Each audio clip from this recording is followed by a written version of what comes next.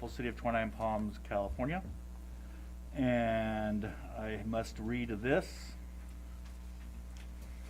As a result of the COVID-19 virus and resulting orders and directions from the President of the United States, the Governor of the State of California, and the San Bernardino County Health Care Agency, as well as the City of Twentynine Palms emergency proclamation, the public will not be permitted to physically attend the Twentynine Palms City Council meeting to which this agenda applies. You may submit comments on any agenda item or on any item not on the agenda in writing via mail to City Council, 6136 Adobe Road in Twentynine Palms, or by email to info@29palms.org. You may view the meeting live online on the City of Twentynine Palms website. Please note that the City Council is making every effort to follow the spirit and intent of the Brown Act and other applicable laws regulating the conduct of public meetings in order to maximize transparency and public access.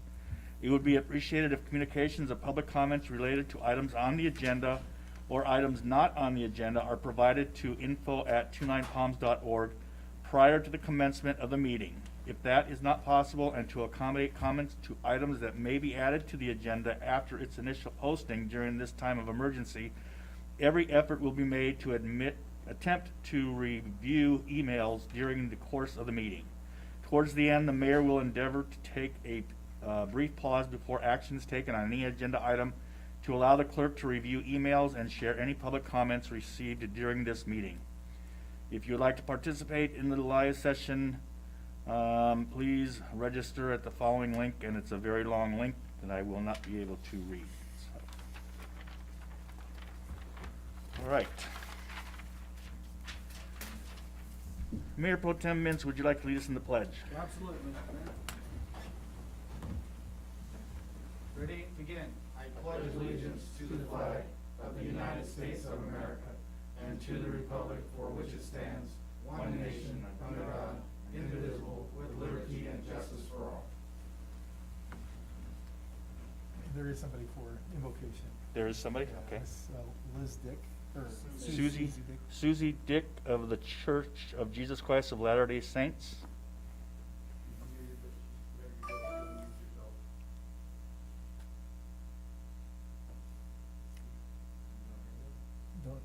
Is she unmuted?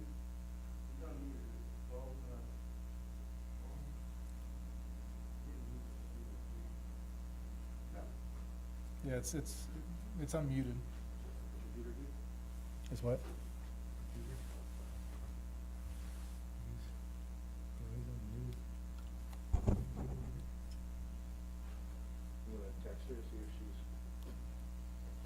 I don't have her. Susie.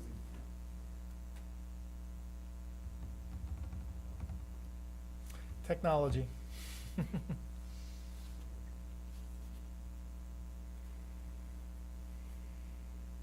Does it look like she is unmuted? She's unmuted. But we just can't hear her? Yeah, so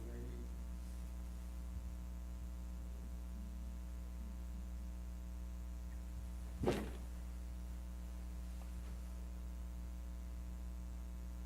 Well, in the interest of time, Mr. Mayor, and apologize, for the person that was going to do the invocation, but I don't know, maybe Mac wants to do Mr. Mayor? That's fine.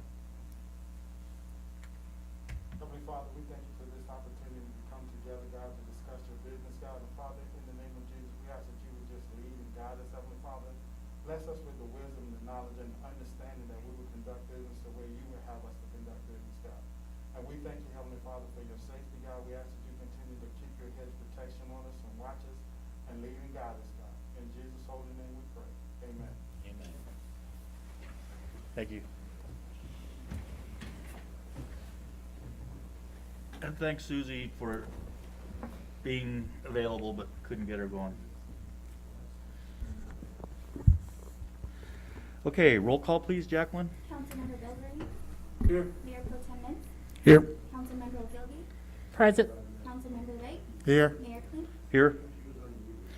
We had no closed session today. Is there any changes to the agenda? None? Okay. Announcements. These proceedings may be viewed on demand on the City of Twentynine Palms website at www.29palms.org. You may also live stream this meeting by going on our website and clicking on the meeting agendas link. Presentation to the Twentynine Palms Wildcat Touchdown Club for their participation in the Cash for Trash and Recycling program. Cash for Trash and Recycling Wildcat Touchdown Club picked up trash from the empty lots on Cactus and Cienega.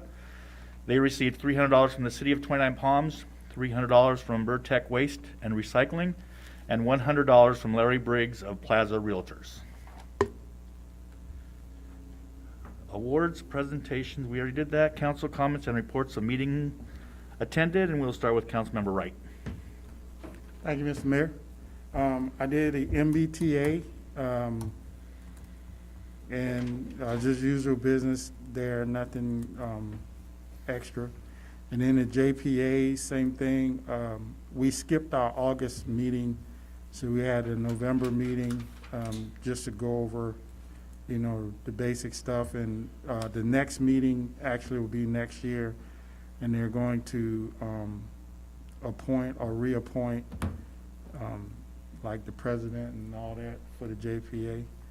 And then I attended the Thanksgiving service on Saturday, which was awesome. Of course, wish more people was there, but it was still awesome. Mr. Mayor was there, did an awesome job. Appreciate it. And then we also had I also had an MBTA facilities ad hoc meeting just to talk about some different things and moving forward. And just wanted to wish everybody a happy Thanksgiving and a Merry Christmas. Thank you very much. Councilmember Ogilvy. Thank you. I attended the MBTA meeting as well with Councilman Wright, and it was pretty much similar agenda that we always have. I also participated in Morongo Basin Healthcare District food boxes. We packed boxes that were distributed last weekend, and that's it. Thank you very much. Councilmember Dilderain. Thank you, Mr. Mayor. I have no meetings. Everything's been rescheduled for me, so I'll have to wait. And wish everyone happy Thanksgiving. Thank you. All right, thank you. Mayor Pro Tem Mintz. Thank you, Mr. Mayor. Yes, same thing. Both my committees took November, December off, except for the air quality executive director will only match one person in emails. That'd be Frank. But so there was a lot of reading going on back and forth. So I think he likes to do that too. So anyway, happy holidays to everyone, and hope everybody's well. Thank you very much. First off, I'd like to wish everybody that's celebrating a birthday in November a happy birthday, especially to my mom, who celebrated her 89th birthday yesterday, along with the City of Twentynine Palms. But the City of Twentynine Palms is not 89. It's, Okay. what, 37 or something like that? 33? 87, so where are we at now? 33 years. 2000, so 13, yeah, so, yeah. 33 years. 33 years, yeah. So happy birthday to the City of Twentynine Palms. Thanksgiving Day service was really nice, beautiful weather. Like Mac said, too bad we didn't have more people there, but of course with the virus and all that, and the governor telling us not to meet with over 3 households, it's put a stop to it a little bit. So, but it was very well attended. Everything went well with masks and social distancing. So thank Leanne Clark for all the work that she did on getting that together. And SBCTA and Measure I, we have meetings on December 2nd and December 11th. So I'll have a more update on all those happenings. Anybody else? Also, if you guys didn't see the Veterans Day thing online, I had a say on Yucca Valley's Veterans Day, the virtual showing. So, and it's really good. They did a good job. Anybody else? Anybody think of something? No? Okay. We'll go on to the consent calendar. All matters listed on the consent calendar are to be considered routine by the City Council in its capacity as successor agency to the former Twentynine Palms Redevelopment Agency and will be enacted by one motion in the form listed. Any item may be removed from the consent calendar and considered separately by the City Council. The public will be given an opportunity to comment on consent calendar items prior to the City Council action. Do I have any council members wishing to pull any consent calendar items? No, Mr. Mayor, I don't want to pull anything, but item number 10, Frank, could you just remind everyone, and especially the public, that the plan is not to exceed $310,000, but how that's being paid for? Yes, thank you, council members, Mr. Mayor. Yeah, this item is being paid in two parts. One part, the council, if you recall, a year ago allocated $150,000 to this project. Then in addition to that, the city received some funding from the state of $160,000, I think, to accommodate, to accumulate to that $310,000. So it's partially funded by the city, and then another part by the state of California. Thank you. You're welcome. All right. Anybody else have any comments on consent calendar? Do we have anybody in the audience that has sent anything in or online? No? Okay. All right. I'll bring it back to council for more discussion or a motion. I'll move that we accept the consent calendar, and I abstain from warrant number 111020. Only one this time. A second. I have a motion from Mayor Pro Tem Mintz and a second by Council Member Bilderain to accept the consent calendar. A roll call, please. Mayor Pro Tem Mintz, Aye. Councilmember Ogilvy, Aye. Councilmember Wright, Aye. Councilmember Bildering. Aye. Mayor King, Aye. approved by vote. Okay. All right, we have a public hearing, PC 20-18, Development Code Amendment for accessory dwelling units. The City Council conduct a public hearing, consider public comments for the project exempt from CEQA pursuant to Section 15061, and adopt the ordinance amending the city's development code regulations on accessory dwelling units. Travis. Thank you, Mr. Mayor, members of council. As mentioned, this is a development code amendment inspired again by its changes in state law. So this is something we are required to do. Without it, we are actually operating under the state regulations for accessory dwelling units. So this came about in October of 2019, passed a new set of regulations on accessory dwelling units in response to the housing crisis in California. So this new state law requires that jurisdictions allow ADUs on properties owned single-family residential, multifamily residential, and mixed use. The city currently permits ADUs, we call them second dwelling units, within our development code on single-family lots. So this is a change and expands the zoning districts. It would also bring in some additional or reduce some of the development requirements we currently have for ADUs. So just to define it, an ADU is defined as an attached or detached residential dwelling unit that provides complete independent living facilities. That's kitchens, bathrooms, sleeping quarters, and is located on a lot within an existing or proposed primary residence. A new definition is junior accessory dwelling unit, or JADU, is an additional unit contained entirely within the living space of a single-family structure. We used to call this the mother-in-law apartment back in the day. And then the third category is efficiency unit, so dwelling unit which provides occupancy for no more than 2 persons, having a minimum floor area of 220 square feet. So state law requires that one ADU or JDU may be located on any residential zone lot containing a single-family residence, some caveats to that, or on a lot zone mixed use containing a single-family residence. 2 detached ADUs may be located on any multifamily lot containing a multifamily dwelling, and 1 ADU may be located within an existing multifamily dwelling in areas not currently used as living spaces, such as storage areas, attics, or basements. And these ADUs are not considered in evaluating the density requirements for that zoning district. There are certain size requirements. An ADU or JADU shall be a minimum of 220 square feet. We actually pulled that from California Building Code because it was inconsistent in the state code about minimum, so we went with the California Building Code standard. The maximum size for ADU for a studio or one-bedroom is 850 square feet. The maximum size for ADU containing 2 or more bedrooms is 1,200 square feet.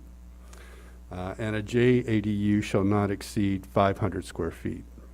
An ADU shall not exceed 16 feet in height. That's our standard height for residential zoning districts. There are some changes to setbacks. ADUs must adhere to the front and street side yard setbacks. So if you have a lot that's on the corner, you have those 2 setbacks. However, the side and rear setback may be reduced to 4 feet. And this is quite different than our currently minimum standards of typically a 10-foot side yard and a 15-foot rear yard. One thing we did clarify with the state is we have a lot of tract maps that have utility easements along the side or rear of the lot line. And so the setback would be from the utility easement, obviously, and not the lot line, because that would put the structure within the utility easement, since most of them are 10 feet. As regard to parking, there's 1 parking space shall be provided for the ADU. This may be provided as a tandem space, in line row in the driveway. And if a covered parking structure is converted to an ADU, those covered parking spaces are not required to be replaced. They still have to provide the parking, just no longer have to be covered. Some of the other requirements is ADUs must be approved ministerially and are reviewed as part of the building permit process, so it does not go through planning commission approval. Obviously must conform to the California Building Code, and ADUs must meet the requirements for septic size and capacity. So this is kind of one of the limiting factors of being able to put an ADU on a small lot.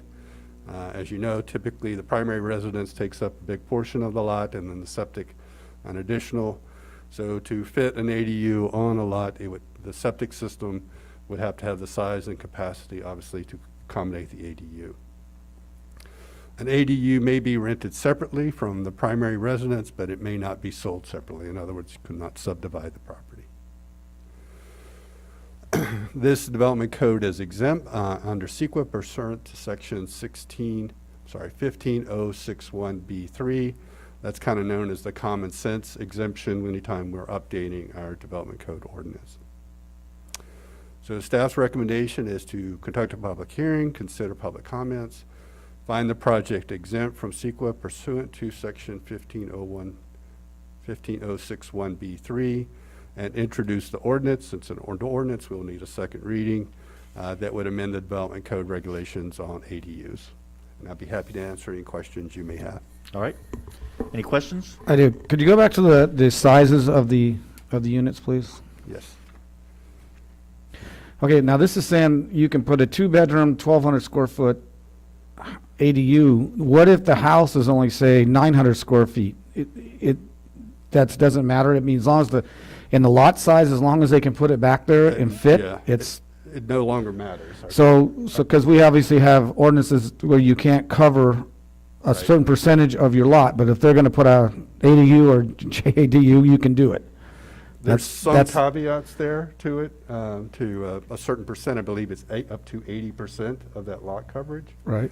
But our old ordinance would allow the ADU to be up to half the size of the main structure, or a maximum of 1,200 square feet. Okay, I got you. So it's kind of, in some ways, it's kind of consistent with that. But the lot coverage area does shrink a little bit under the state law. Okay. I was just like, well, that could take up the whole lot. Okay, thank you. Yeah. Anybody else? All right, I'm going to open up the meeting to the public. Are there anyone wanting to speak on this matter? Okay. We did have questions about it, but it was more just, what's in the ordinance, not so much comments about it. Okay. I'll close the public hearing, bring it back to council. Mr. Mayor, if I may, just one correction on the agenda. We'll be introducing this ordinance. When you ask the deputy clerk to read the ordinance, it's introduce the ordinance, not adopt. Right. Do you want to read that now? Yes. Okay. City City of 29 Palms City Council Ordinance Number 295, an ordinance of the City Council of the City of 29 Palms, California, approving PC 20-18, repealing and replacing Chapter 19.134, second dwelling units of the City of 29 Palms Development Code. Thank you. Any more discussion or motion? I'll make a motion, Mr. Mayor. I'll make a motion that we adopt PC 2018, the Development Code for accessory dwelling units, find the project exempt from CEQA pursuant to Section 15061. Second. Okay, I have a motion by Mayor Pro Tem Menson, a second by Councilmember Bilderrain. Roll call, please. Councilmember Ogilvy? Aye. Councilmember Wright? Aye. Councilmember Bilderrain? Aye. Mayor Pro Tem Mintz? Aye. Mayor Klink? Aye. Approved 5-0. Thank you. All right, we go to discussion and potential action items, wastewater funding agreement. The city council approved funding agreement for the development of the wastewater project in Twin Palms in the amount of $960,000. Well, thank you, Mr. Mayor, members of the council. This item in front of you, a very exciting milestone for 29 Palms. Just by way of background and history, about a year ago, State Water awarded us, the city, this $960,000. It took about a year for State Water to produce the agreement. What's in front of you this evening is that agreement. And just by way of additional background, as the council is aware, the city of 29 Palms is primarily on septic tanks. We don't have a centralized sewer system. The Regional Water Quality Control Board, the Colorado, there's, I think, 7 regions around the state, and we're in the Colorado. The Colorado Regional Water Quality has told us that septic tanks aren't tenable. I want to make clear today, our water, our quality of water is excellent. The concern is more from a long-term perspective. The sewers and wastewater treatment will protect our groundwater from the long term, but we need to start planning that process. And fortunately, State Water, realizing with a small city that has limited resources, doing this on our own is difficult. So they gave us that seed money to be able to do that. If you look at the agreement that's attached, the funding agreement's attached, it's set up as a loan. Okay, it's called a loan. However, as a small disadvantaged community, they have the ability to give debt forgiveness. And so we got 100% debt forgiveness. So yes, it's a loan in structure, but they gave us debt forgiveness of 100%. So basically, we owe nothing. This $960,000 will be broken up into 4 parts. The first part will be CEQA, so environmental review of this, a very important step in the process. The second piece would be preliminary design, not final design, but preliminary design. So they will be looking at the hydrology and looking where to potentially place the pipes for the collection system. So all that planning will be started. The next step is financial feasibility. And when the public sees a $100 million project, they can't really wrap their heads around a $100 million project. Ultimately, what they want to know, the public wants to know, what does it cost me, right? What does it cost the individual? So the financial analysis will look at not only how do we pay for it, but options of how we break it down to the common denominator, the individual, the property owner, of how much it will cost them. Then finally, kind of tied to all these pieces is outreach. For the most part, probably our public realizes or knows that we're on septic tanks, but there's an educational process of what a septic tank does, what a septic tank doesn't do, and what a sewer system can do. So and what it would cost you, and all those pieces that are out there, because that public dialogue is so very important. This is, I should say, in collaboration, I should say, with the joint use facility on the base. That joint use facility on the base is still in the president's budget. Hasn't been passed by Congress yet, but there's no indications that it won't be. It's $76.5 million for that joint use facility. This, however, would be that plumbing that leads to it. So they're both working would be working in lockstep with each other. That concludes my staff report, and I'd be happy to answer any questions. Thank you, Frank. Anybody have any questions for Frank?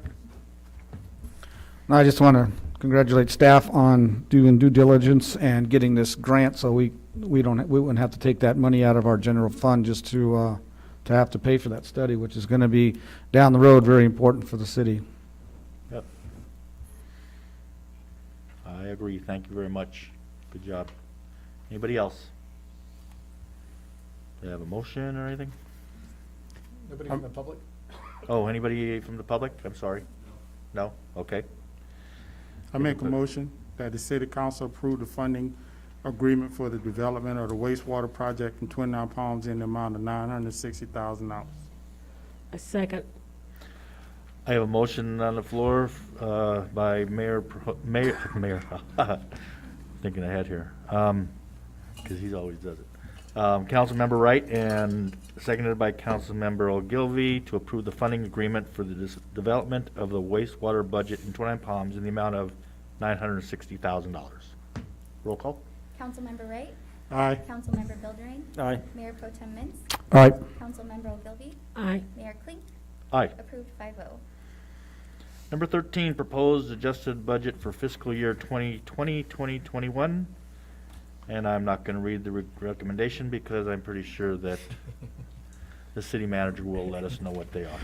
Well, thank you, Mr. Mayor, members of the council. This evening, the staff is recommending 7 parts of the recommendation. The number 1 is approve the adjusted fiscal 2021 budget, unfreeze the step increases effective retroactively to July 1st for $28,860. Approve retroactively the COLA at 2.7% effective July 1st for those employees currently employed, as November 10th is when we wrote this staff report. And this says, as per the California Consumer Price Index for Riverside, San Bernardino County from the period March 2019 through February 2020, and that would cost $57,736. Also approve the corresponding salary schedules for the next year, 2021. Reinstate some of our spending that we eliminated, one of which was lobbyists, $39,600. And I would add our lobbyists, just so the council knows. So when we had to take these actions, our lobbyists, both of which state and federal, both continued to work on our behalf for free during that time frame. So this would come back as of July 1st. Travel and training of $36,250, and I know a question has been asked, what travel can you do? We'll reinstate this budget. It'll probably be more so training, but so it'll probably turn into budget savings through the year, but just in case it does open, those resources will be there. And part-time personnel, $33,553. Those are from City Hall and the Visitor Center in the city. Reallocate proposed surplus of $504,196 to capital funds. Then I guess I'm getting redundant here on approving the 2021 wage schedules. Just by a little way of background before we get into the PowerPoint. Tonight, this will be a review of the budget. The council did pass this 2-year budget back in May 28th, 2019. But given COVID, we kind of reacted, and we're in this weird time frame from last year to this year to make adjustments. So we're six months into the budget, so I won't go into a whole lot of detail in the minutia. However, the budget is enclosed if the council members have any questions. The reason I'm not going to go into the minutia is we're going to, 1, the council already adopted it, and 2, we're going to start this process over in January. So January, the council will be coming together in their biannual strategic planning session, and that budget process and the 2-year budget process will start at that time. So just switching over to the PowerPoint to kind of talk about. some of the things that we're going to review here this evening. So back in March when COVID happened, probably in April, I think it was, we started getting proactive in addressing the expected revenue shortfalls given the impact of COVID-19. Our restaurants, our hotels, if you recall, all at that time were closed completely. And a lot of the projections throughout the year were very grim. So I'm happy to say the adjustments that we did make, and fortunately for our businesses and for our city, the loss of revenue wasn't as great, devastating as anticipated. So good news. So what that meant is last fiscal year that we just ended, our CAFR was on our consent calendar this evening, did not dip into our reserves, our savings account, our rainy day funds, if you will. Did not tap into that. Nor are we dipping into our reserves the current fiscal year that's adjusted in front of you this evening. Revenue was still down. The biggest hit is still in TOT. TOT is definitely taking the biggest impact to it. Just by way of example, on TOT very specifically, we hit our high this past year, or actually 18-19 of $1.3 million, and we're going to be down in the $1 million range. So that is the biggest impact to our revenue. Fortunately, on the flip side of it, property tax has been on the incline. As those of you maybe have friends in the real estate industry or know somebody have sold their house or bought a house, the market is good. So we're seeing the opposite effect from the real estate side. So some good and some bad there, but definitely from an overall perspective, revenue is down. Fortunately, we still sit very strong on our reserves. Again, our savings account, our reserves, at $5.6 million. That's in line with the council's reserve policy. The council's reserve policy is 60 to 65%. So we're at 61%, we're within that policy. The current budget is proposed this evening, still has unfilled and non-budgeted positions in recreations and public works. As the council will recall, Mr. Perdue and Mr. Council both retired this past year. Those positions are not going to be filled in this budget year. That position, those bodies will be filled in the next budget year beginning in July 2021. So in this budget you're looking at, they're unfilled. Also in this current budget that is budgeted, that we're anticipating to fill, is the 2 recreational positions that went away in this past year, who left the city. Those 2 positions are needed in recreations. Once, if and when this happens, and we're encouraged with the vaccine coming out that it'll be sooner rather than later, we'll hire those people when our recreational program can start up. Right now, we're not recruiting for those positions. Then finally, the biggest increase within our budget is the sheriff's contract. It increased in this current year that we're at $330,000, and that's a little over 8% of an increase, so fairly large increase. The biggest piece of that is the new MOU with the deputies was a 5-year contract with the deputies at 5% per year, and that 5% is just a raise, right? So on top of that, which is the COLA, so on top of that, they have their step increases and other increases, which is why it was 8.3%. I'll come back to the proposed budget or recommendations.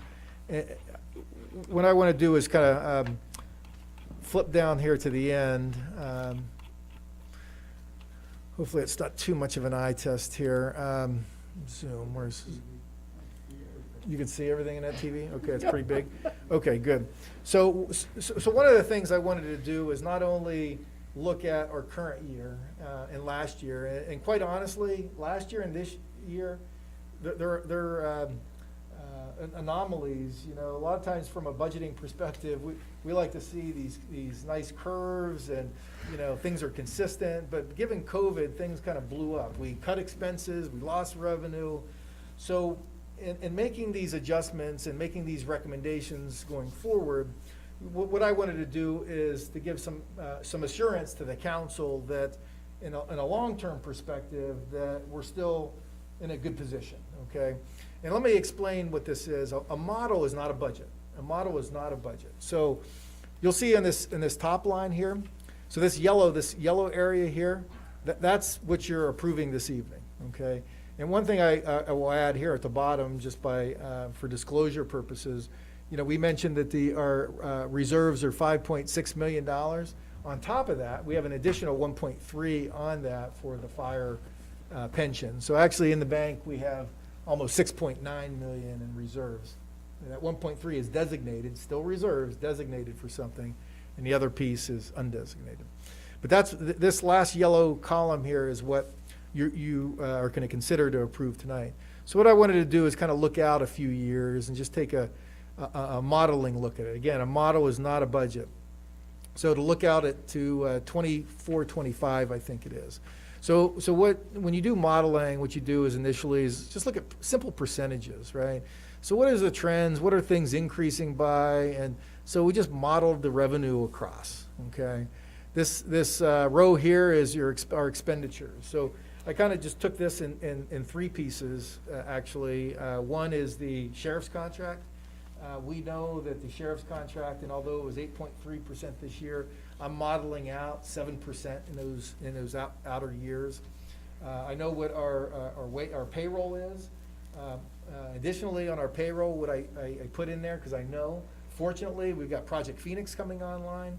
So, you know, positions were added there, and potentially, and although we hope to get both parks that we applied for, both Knott Sky Park and Pioneer Park, I put in a model about $100,000 of cost, you know, associated with operating the park, and I think those were all the positions that were added. So, and I put 2% on that each year, and again, just kind of ran that across. Again, that's not a budget. That's just modeling, right? So we'll get into that detail at a later date. So what this is telling me, just from a modeling perspective, if you go down here, that next year will be okay, you know, 169,000 in surplus. Then we go negative again. And I can assure the council, you know, this is a tool. This is only a tool. It's not a budget. It helps from a long-term planning to see, okay, where we, you know, let's start planning and fixing. And when I present you a budget, when we get into those years, it will be balanced. But it just helps me as a tool to look into the future. And here's, you know, if you break it down, here's the problem, right?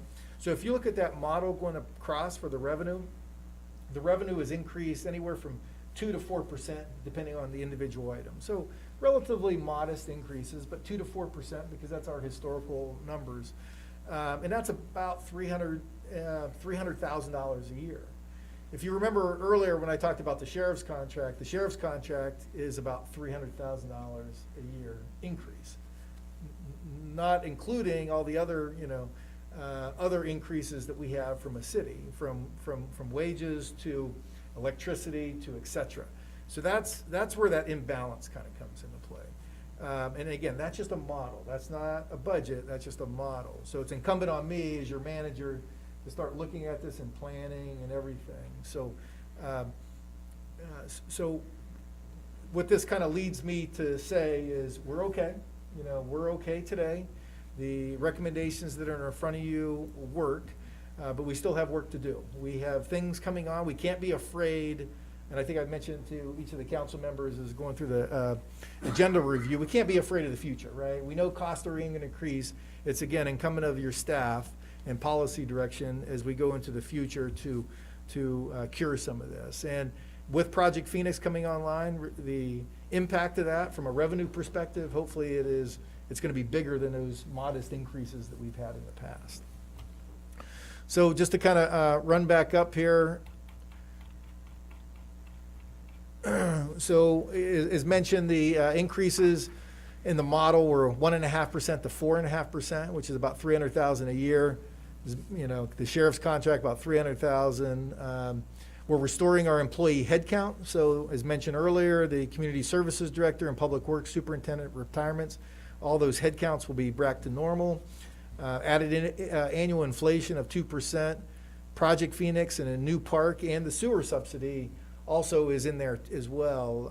As the council may recall, when we started the process of adopting the sewer rates, because there's only, I think, 12 businesses in our downtown area, the cost to operate the sewer is greater than the 12 businesses can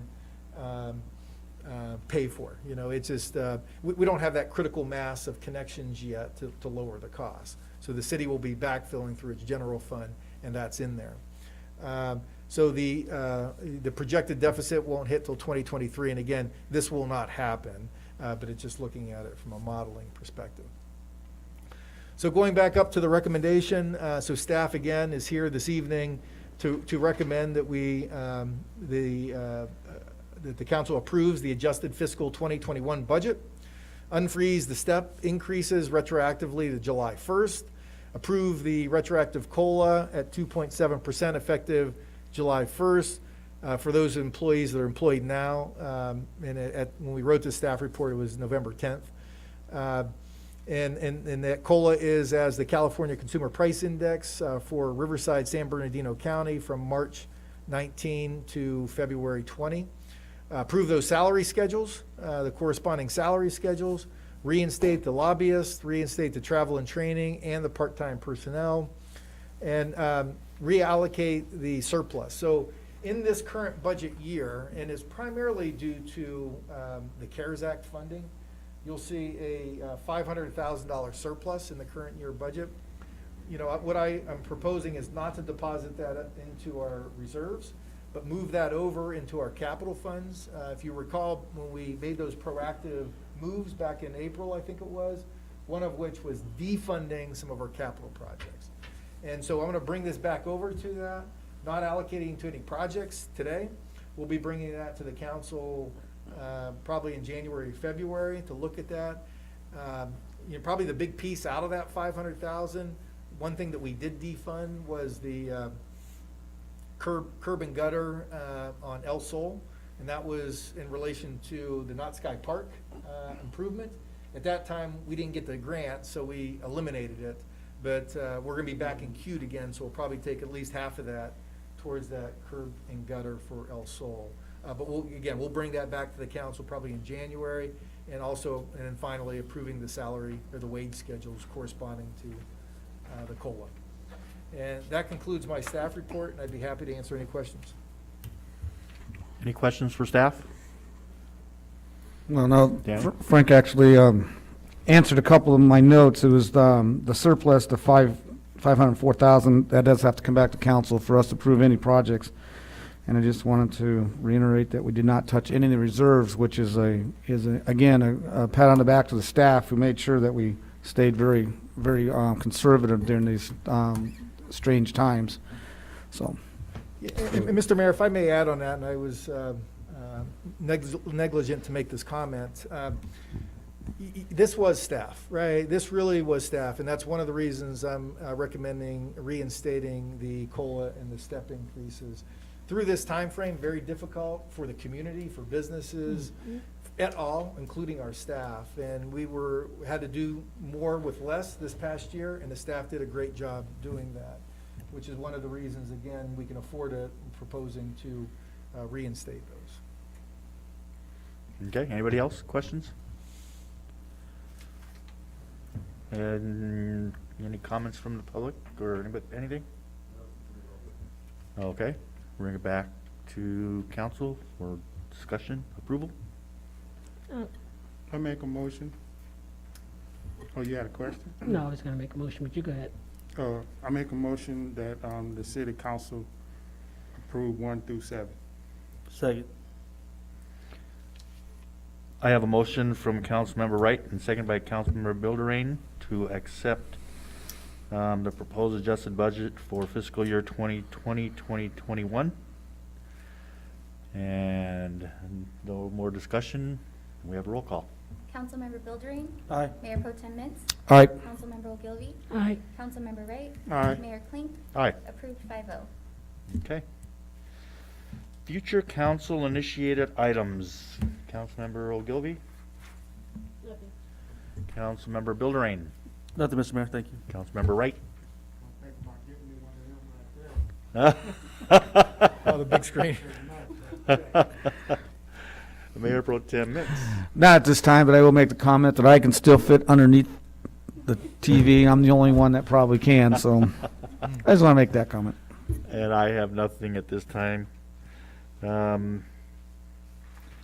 Says discussion on adding sidewalk and additional picnic tables in Veterans Park and cannabis. Those are the ones that you're working on. Okay.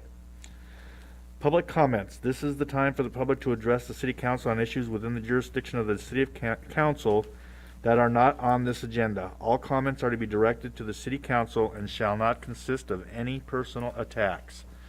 Members of the public are expected to maintain a professional, courteous decorum during their comments.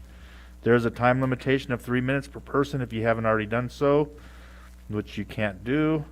The city council is prohibited by state law from taking action or discussing items not included on the printed agenda. Public comments on specific agenda items will be deferred until consideration of the item on the agenda. Do we have anybody wishing to comment? Mr. Mayor, we have one by text. Oh. It's from Vino, so. We have one by text. And this is from Vino Naraj. In September 2020, the council voted to extend the T-bid for another year. I had requested the council to defer the decision for 90 days to study the performance of the T-bid. I understand that council makes decisions based on staff recommendations. Since then, I was able to get the information I talked about. I request the council to bring this T-bid back on the agenda for me to shed light on the T-bid.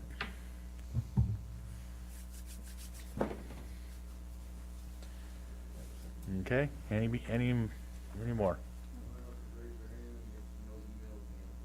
All right, thank you very much. And we will then go to city manager update. Okay, let me pull up my notes here real quick. So, one thing that, as my notes are pulling up, and I know it's in there, one thing of great significance with, as an update, Project Phoenix specifically. So last Tuesday, I think it was last Tuesday we opened up the bids for the site improvements. And the site improvements for the project were very favorable. So we're very fortunate. I know, Mac, you've sat through some meetings prior to COVID talking about the run-up of cost. And again, if you could look for any silver lining, I guess, within COVID, one is it could be the cost of construction is more reasonable. So very big step in the project. So next meeting, December 8th, I think it is, it'll be in front of the council, probably for the biggest construction contract, probably, I don't know, ever awarded maybe for the city. But it'll be over $4 million contract for site improvements. That site improvements will start. So right now, the Edison undergrounding project will be wrapping up this calendar year, so by the end of December. I think they're in the process right now of tying in everybody's electric from the old system to the new system in the underground. So that will be done by the end of the year. Then January, the public is really going to see earth moving and things happening, right? So they'll be doing the grading. They'll be doing some of the curb and gutter improvements, setting those curb lines and some parking lots in the back and some other street improvements that are out there. With March, and that'll be the next step in the process, so we'll be bidding out, I think, December 1st, the buildings. So those bid openings will be in January. So I think late January, early February, the council, actually that'll be probably your biggest contract. That'll be over $8 million of a contract that you'll potentially consider to award in late January, early February, with construction to begin in March. So very exciting. Then 12 months from then will be the ribbon cutting. I know I asked Miss Benton to start planning, because now we're getting close to that grand opening celebration. I mean, it's in sight. It's definitely in sight now. So lots of good progress happening. Can I just ask a question on that?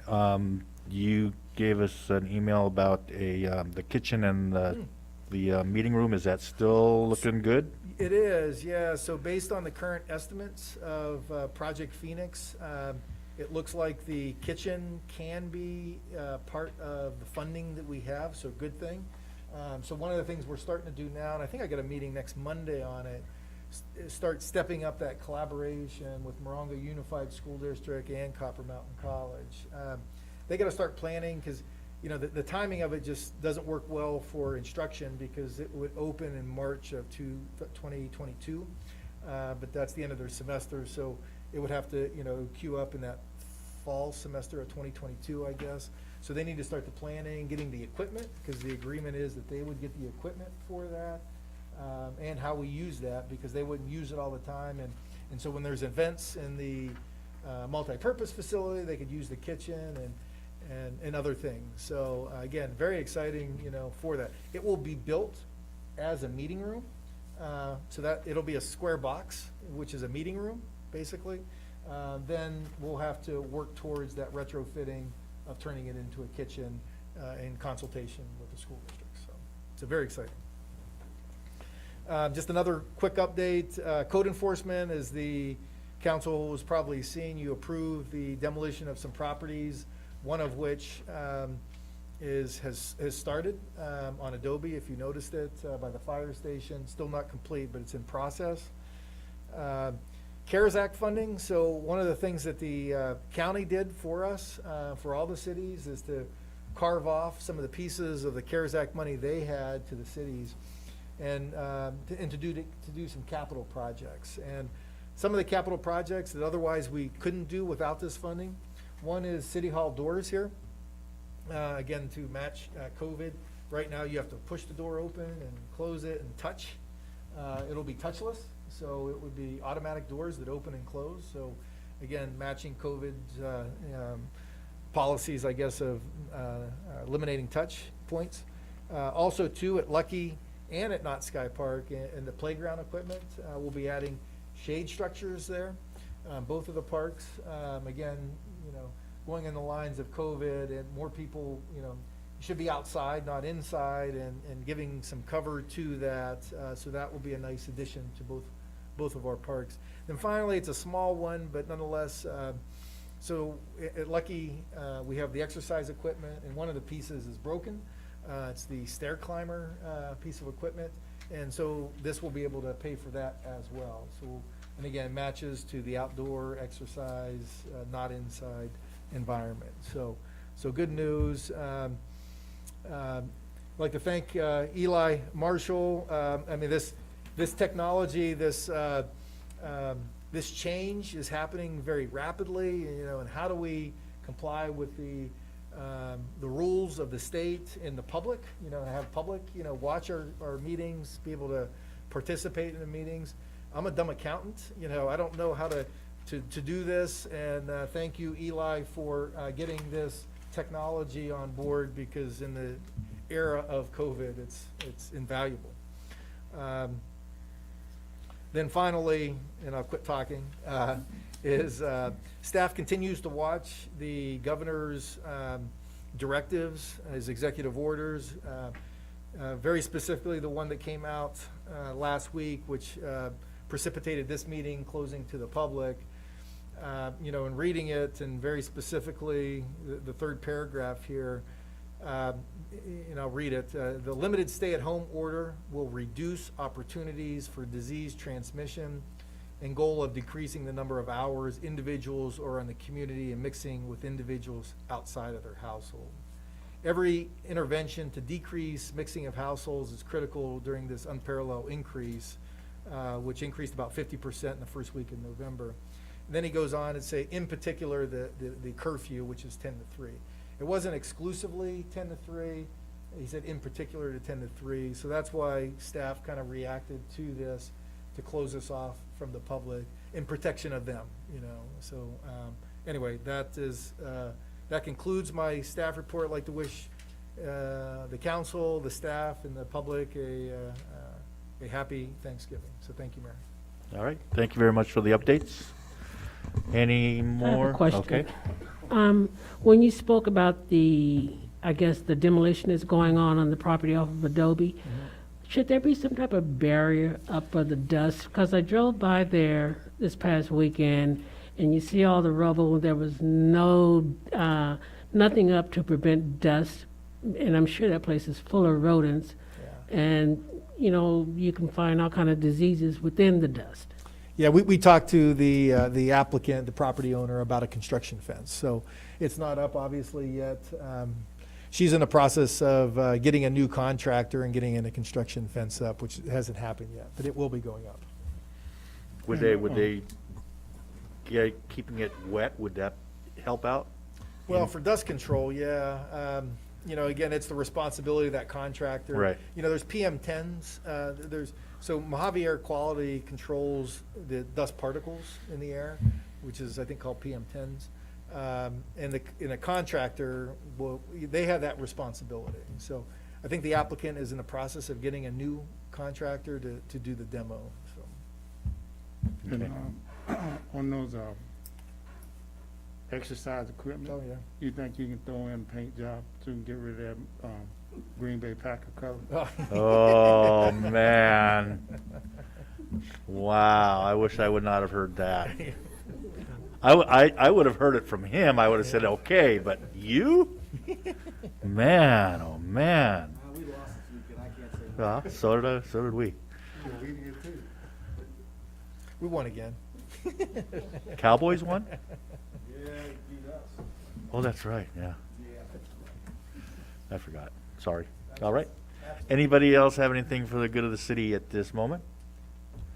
Thank you, Christina and Eli. Very well done. Thank you, Travis. Thank you, staff. And I will say happy Thanksgiving. Have a safe one. And